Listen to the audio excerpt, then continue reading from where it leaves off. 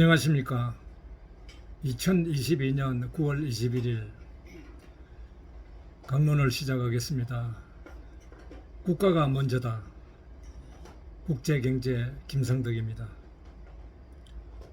저는 과거에 기업인으로서 27년간 활동했으나 2001년에 건강에 이상이 생겨 강남 쉐브란스 병원에서 치료했습니다. 담당 입사의 진단에 따라 사업체를 정리하기로 마음먹었습니다. 그리고 교수로서 차세대 인재를 양성하여 이제 시청자 여러분께 계몽하는 체험 경제를 유튜브 TV를 통해 강론 형식으로 하고자 합니다. 강론 주제는 세계 경제와 근대 역사와 한국 경제 발전 과정을 세계 시장 경쟁력을 이해시키는 데 노력하고 있습니다. 저는 70년대 중반부터서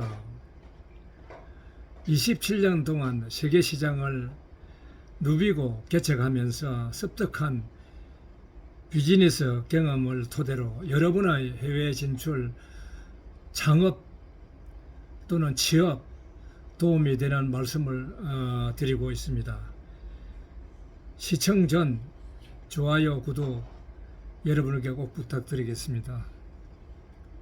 오늘은 저성장 늪에 빠져 국제 경제에 대처할 경쟁력을 확보하기 위한 실천 방안을 제가 느낀 대로 계속 진행하면서 말씀드리겠습니다. 코로나 사태와 러시아 우크라이나 침공 사태로 에너지 수급 붙어서 수요 공급의 균형을 잃고 세계 대부분 나라가 저성장 늪에 빠져 인플레이션 또 스태그플레이션 현상까지 겹쳐 우리 경제를 더욱 어렵게 만들고 있습니다. 우리도 멀쩡한 나라를 부도내게 하여 IMF 구제 금융을 받는 나라로 기억되고 있습니다. 즉 지도자를 잘못 뽑으면 모순의 정치가 계속되어서 국민의 경제 노예로 만들 수 있습니다. 우리 생활에 밀접한 관계가 있는 부동산 경제 부분이 크게 익숙하고 우리 경제에 불과한 관계에 있는 중국의 부동산이 휘청거리고 달러 강세가 초를 다투어 1달러에 1,400원을 육박하고 있습니다. 수출업자에게는 좋겠지만 수입업자, 자영, 소상공인 모든 우리 국민에게도 큰 타격이 아닐 수 없습니다. 물가하고 버블이 인플레이션 불확실성을 부추기고 소상공인 개인이 가게까지 어렵게 하고 있는 실정입니다. 박정희 시대 중화공업 완성해서 융합산업 경제로 변화시켜 학습과 실습에서 터득한 과학기술과 융합, 즉 융합은 응용력입니다. 응용력을 발전시킨 첫 단추가 오늘의 대한민국을 또 대한민국 경제를 만들었습니다.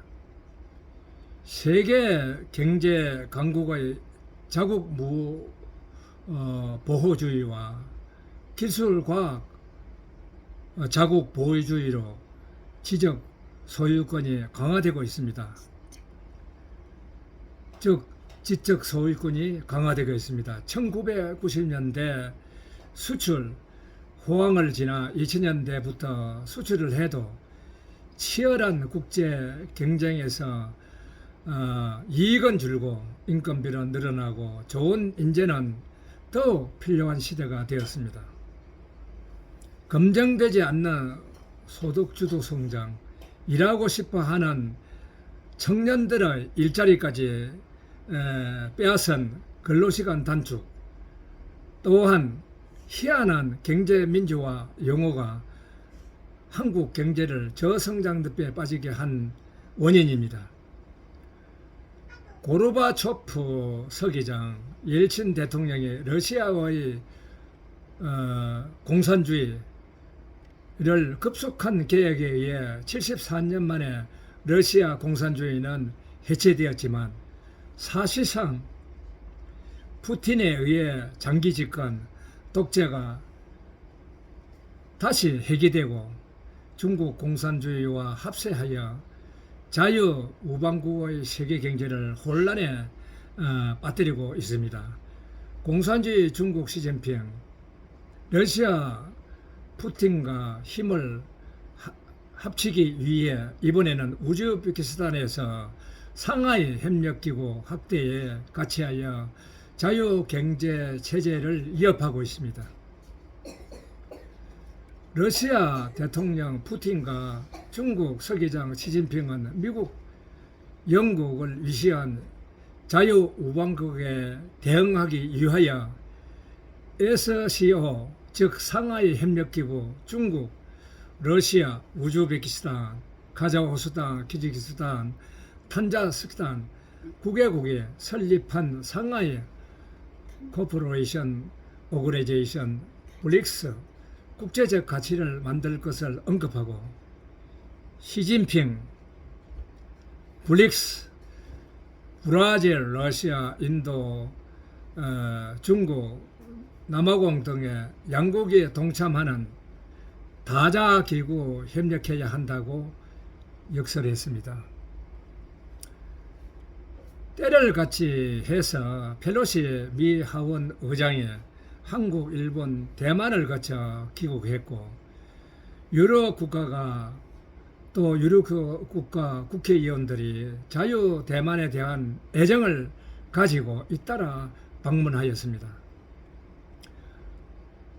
러시아와 중국의 변화에 미 상원위원회는 대만을 동맹국으로 지정하는 법을 처리, 중국 공산주의 시장 도전에 반대하는 제동을 걸었습니다. 세계 유일의 분단국가 민족끼리 이념적 타협이 절대 불가능한 것은 주체 사상에 유지되어 온 북한의 김씨 왕조 세 번째 세습을 김정은은 포기하지 않을 것입니다. 대한민국은 이승만 박사가 이 땅에 공산주의는 절대 안 돼,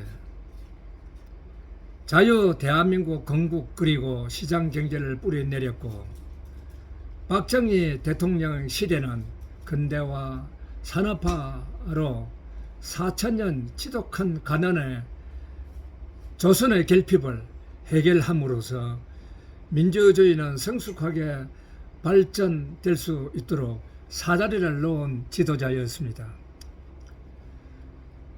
조선 흥선대원군 쇄국정책, 나라를 매국한 구한말을 거쳐서 근대화를 외치고 중국어만이 우리의 살 길이라고 하드웨어의 중심에서 한국 경제는 융합, 응용, 산업 체질로 새로운 아이디어를 습득, 설명, 경험하게 하여 각 분야 기술 기능을 높이고 과학기술, 복합, 응용력과 세계 경제 변화에 앞서가는 새로운 뱅크를 수용하여 튼튼한 자주국방 체계와 국방 자립도를 높이고 방위산업 구축, 수출이 살 거리다 라고 외치며 1조 달러 경제대국 길에 다리를 놓은 분이 바로 박정희 대통령입니다.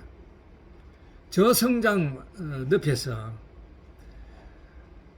터널을 뚫고 나오기 위해서는 주사파 정교조, 기종노조, 적자 나는 공기업 부패부터 온 또 전 정권의 개혁을 속도 내지 않으면 국민은 정권 교체를 해도 재물의 제밥이다, 달라진 것이 없네 하고 불신만 가중될 것입니다. 진정한 대한민국 국회의원으로서 대한민국 건국 이념 아래 진정한 진보의 가치를 살리는 정치, 진정한 보수 가치를 살리는 정치, 이것이 남북 통일을 앞당길 수 있습니다.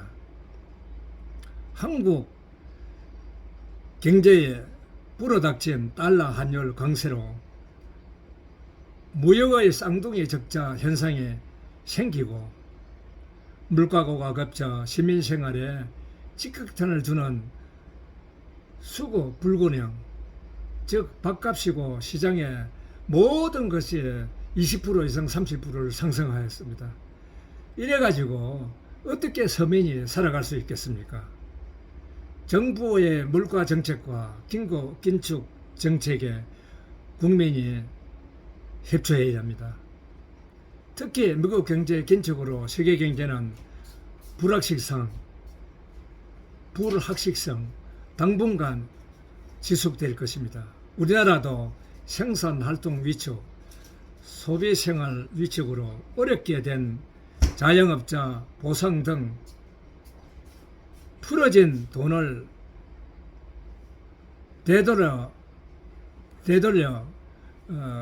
말국에 의해서 정부가 뼈를 깎는 긴축 정책을 하지 않으면 안 됩니다. 이럴 때 부자들이 산업에 투자를 늘려 고용 창출과 소비를 확대하는 데 힘을 써 주어야 합니다.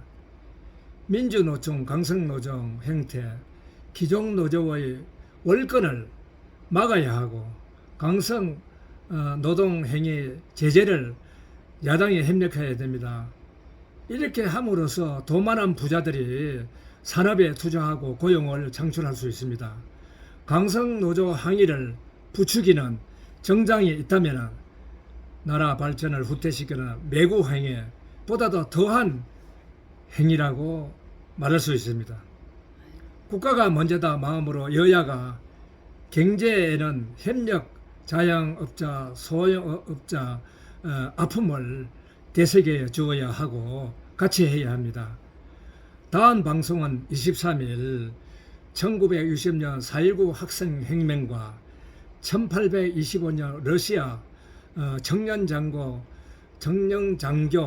데카부르스트에서 혁명 정신을 말씀드리겠습니다. 한 시대의 부패고리를 끊고 4.19와 러시아의 데카부르디스 혁명의 결과와 톨스토이와의 거작, 사랑과 전쟁의 혁명 정신이 어떤 역사적 의미를 두는가 방영합니다. 국가가 먼저다. 김상덕 국제경제TV 많은 시청 부탁드립니다. 시청자 여러분 감사합니다. 네.